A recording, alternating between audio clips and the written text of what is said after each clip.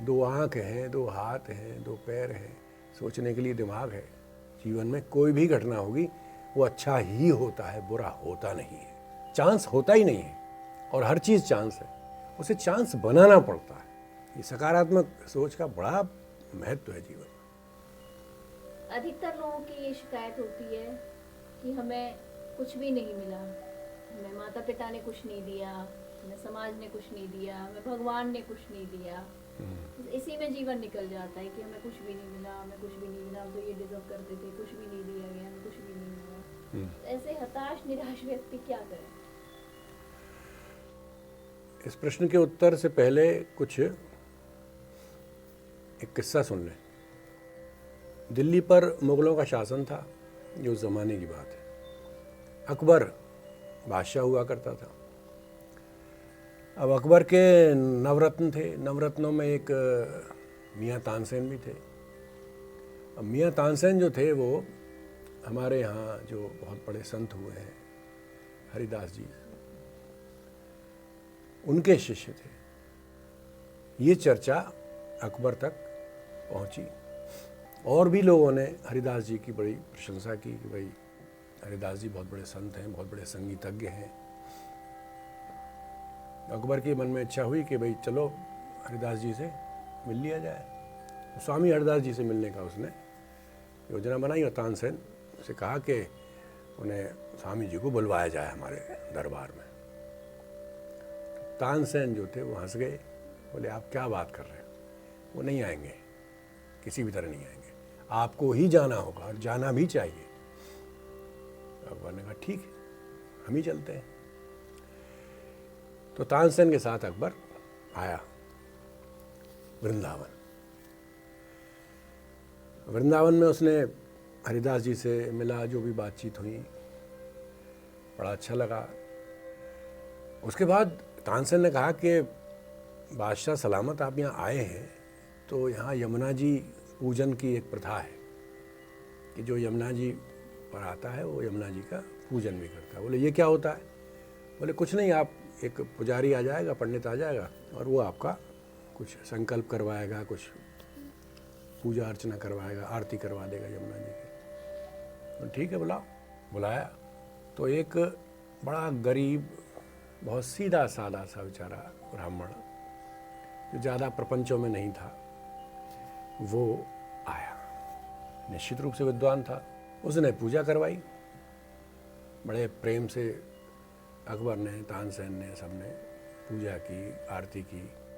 दक्षिणा देने की बात आई तो अकबर वहाँ घूमते टहलते यमुना जी के किनारे, और उसकी एक नज़र पड़ी कौड़ी पर। और कौड़ी भी फूटी हुई कौड़ी थी, जिसे पुराने ज़माने में कानी कौड़ी कहा जाता था। तो कौड़ी उसने उठाई और अपने हाथ में ले ली। दक्षिणा के लिए जैसे समय आया तो कौड़ी जो थी वो उस पुजारी की मुट्ठी में दे दी। पुजारी ने बिना देखे ही वो कौड़ी अपने खीसा कह लीजिए या जो भी था, उसने फेंटा जो बांध रखा था उसमें रख ली। अकबर लौट गया। जब बहुत समय बीत गया तो उसने, साल 2 साल 3 साल बीत गए, तो उसने फिर तानसेन से कहा कि तानसेन, बोले हाँ जी, हम गए थे वहाँ हरिदास जी से मिलने, हाँ वहाँ हमने ऐसे ऐसे यमुना जी की आरती, हाँ एक पुजारी को बुलाया था तुमने। तो तानसेन मुस्कुरा गए, बोले हाँ जी बुलाया था, उसको बुलवाओ। ठीक है, खबर करवाई। अकबर दरबार में बैठा हुआ था, तो सामने से एक बहुत ही धनाढ्य लगने वाला नगर श्रेष्ठी जैसा व्यक्ति, आभूषण, गले में मोतियों की माला और ये बड़े कीमती जूते और बहुत ही कीमती वस्त्र पहन के और तिलक वगैरह लगा के और पगड़ी पहन के सभा में आया, दाखिल हुआ अकबर की। तो तानसेन से पूछा कि भाई कौन है, क्या है? लोगों से, दरबारियों से पूछा। दरबारी तो नहीं जानते थे। तानसेन ने कहा महाराज ये वही हैं पुजारी जिन्होंने पूजा कराई थी आपकी। अकबर देख के दंग, बोले ये साधारण से फटे हुए कपड़े पहने हुआ था जब उसने पूजा कराई थी मेरी, और मैंने भी कोई दक्षिणा नहीं दी, कौड़ी दे के आया था, फूटी कौड़ी, ये क्या हो गया अचानक? ये कैसे, ये सब इतना बड़ा बदलाव हो और ये हुआ क्या, इसकी कोई कहीं से कोई ख़जाना मिल गया ऐसे या क्या हुआ। तो दुआ सलाम हुई, बातचीत हुई इनमें आपस में। तो अकबर ने तानसेन से कहा कि इनसे, पुजारी जी से अकेले में मिलना चाहूँगा मैं। मिल लीजिए। अकेले में मिले। अकबर ने कहा, भाई पंडित ये बताओ तुमको क्या दक्षिणा दी थी मैंने? महाराज आपने तो मुझे एक फूटी कौड़ी दी थी, कानी कौड़ी। अच्छा, कहीं से कोई खजाना वजाना मिला तुम्हें? बोले नहीं। तो तुम्हारी वेशभूषा ये देख रहा हूँ मैं, और तुम उपहार भी लाए थे मैंने सुना है।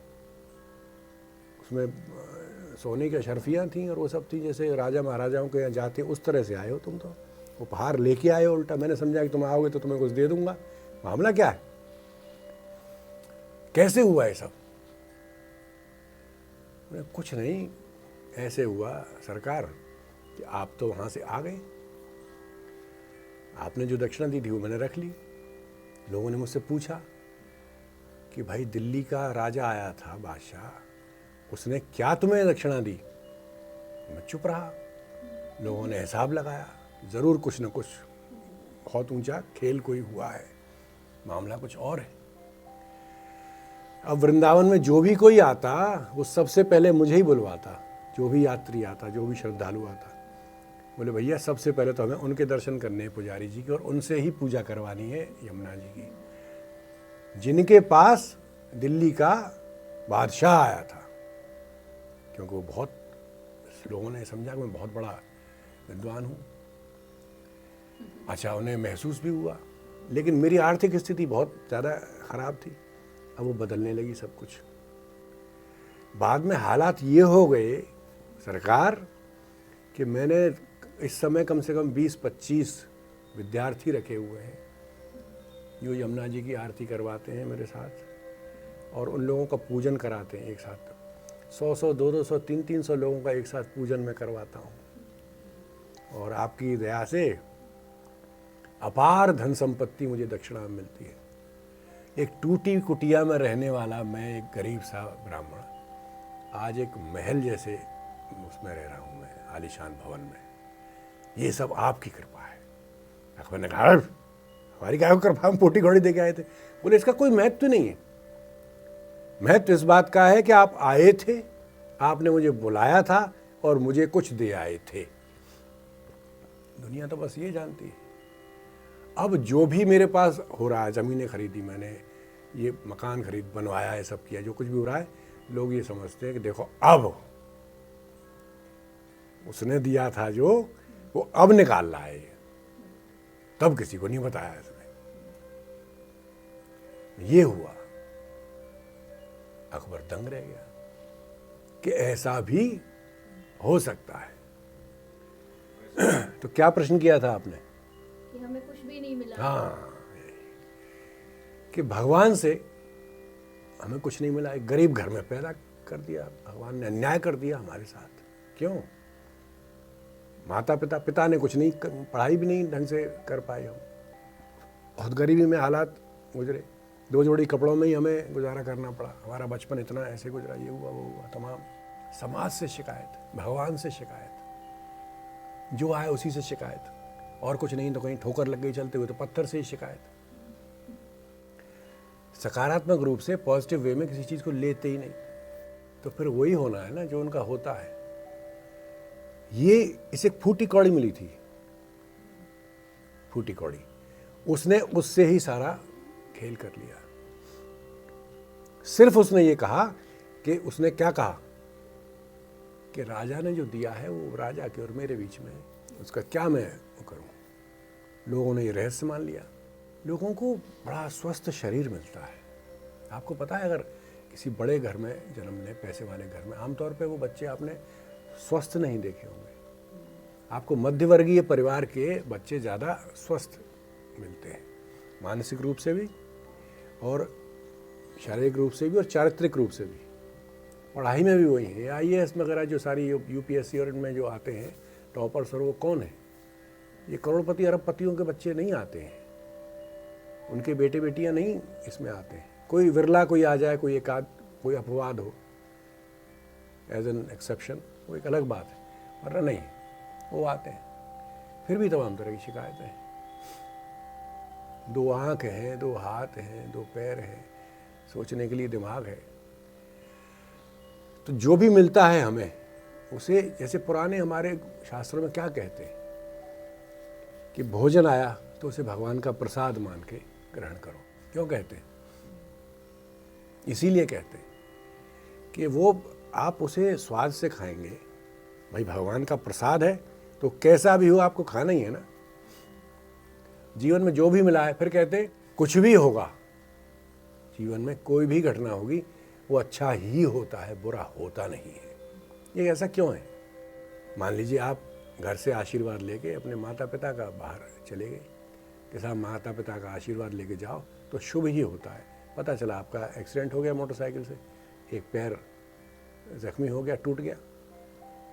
अब आप सोचने लगे कि ये क्या बकवास है कि माता पिता का आशीर्वाद लेके जा। अरे वो कोई चमत्कार नहीं होना है, बस आपको ये सोचना है, इतना ही यहाँ सकारात्मक होना है कि जान बच गई, दोनों पैर नहीं टूटे, रीढ़ की हड्डी नहीं टूटी, आंख नहीं फूटी। ऐसे लोग सोचते हैं कि साहब जिंदगी में सेकंड चांस नहीं होता। जिंदगी में कोई चांस नहीं होता, चांस होता ही नहीं है।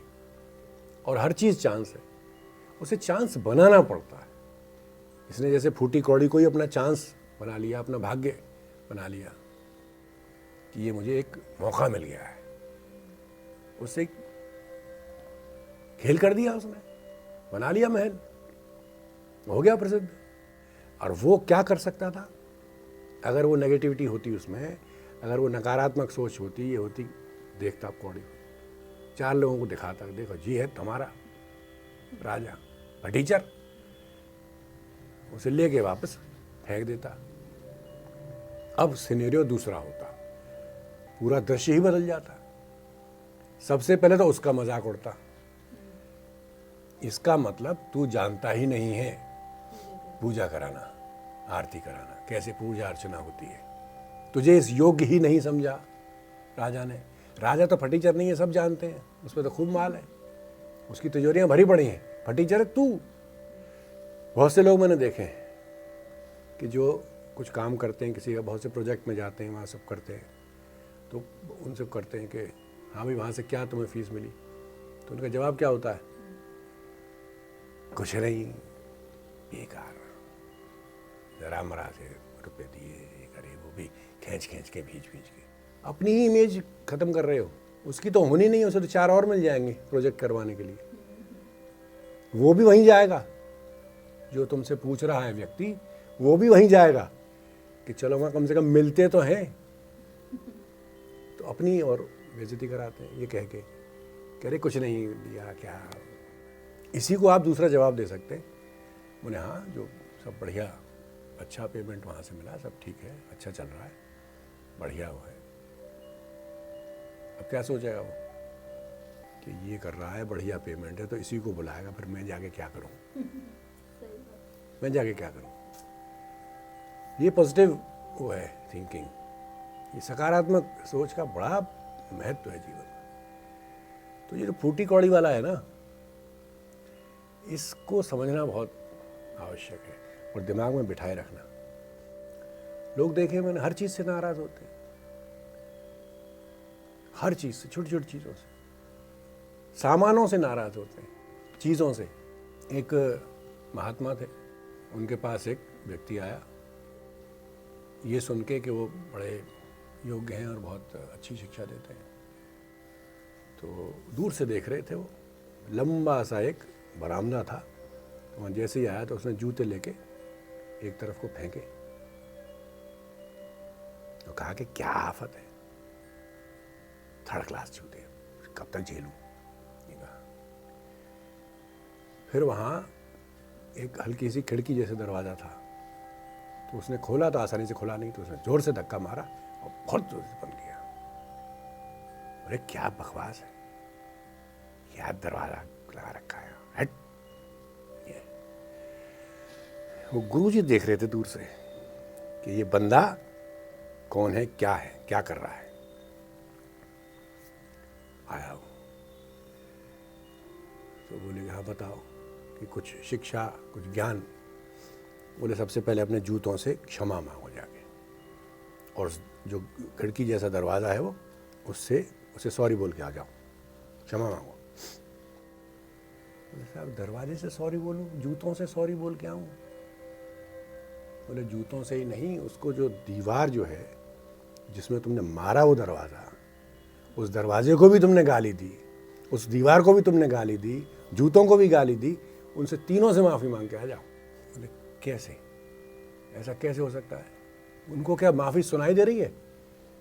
तो बोले जब तुम्हारा गुस्सा सुनाई दे रहा था, तुम्हारी गाली सुनाई दे रही थी, तो माफ़ी भी सुनाई देगी, माफ़ी क्यों नहीं सुनाई देगी? है कि नहीं? तो जब तुम्हारी वो माफ़ी नहीं सुन सकते, तुम्हारी गाली कैसे सुन सकते हैं? तो तुमने गाली दी किसको थी? तुम कह रहे हो माफ़ी वो सुनेंगे नहीं, क्योंकि वो जड़ है, वो वस्तु है, वो लकड़ी है, पत्थर है, वो चमड़ा है। फिर तो उन पर जब तुम गुस्सा कर सकते हो, उन पर नाराज़ हो सकते हो, उन्हें गाली दे सकते हो, अपशब्द कह सकते हो, तो भैया फिर वो सॉरी भी सुनेंगे तुम्हारी। और अगर ऐसा नहीं है तो फिर तुमने क्यों कहा? क्या वजह थी कहने की? कोई नहीं। हम अपना स्तर, उसने उस जूते के बराबर अपना स्तर कर लिया, उस जूते को अपने आप से भी बड़ा मान लिया, इस लायक कि उसे गाली दे सके। उस खिड़की को जो किसी बेचारे ने, कारपेंटर ने बनाई, खिड़की, एक लकड़ी की खिड़की, दरवाजे जैसा, वहाँ उसको अपने बराबर कर लिया। वो ईंट गारे की दीवार। ठीक, कहते हैं कि आदमी के मित्र और शत्रु, उनके बारे में पता कर लो तो उस आदमी का स्तर नप जाता है, आंक सकते हैं आप। आपके मित्र कैसे हैं? आप सड़क चलते हुए किस किस से लड़ते हैं?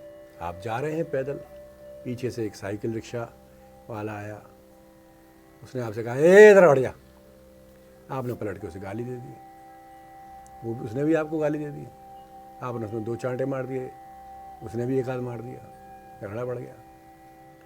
क्या समाचार बनेगा? आप उसके बराबर हो गए। अब आपके शत्रु कौन है? मित्र भी आपके फिर ऐसे ही होंगे।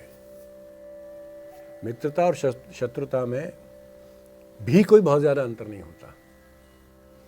तो मित्रता, शत्रुता और ये सब सारी चीज़ें जो हैं आपस में कैसे घुली मिली हैं, क्या है, ये अगले आपके सेशन में या अगली बैठक में, अगली चर्चा में बताऊंगा।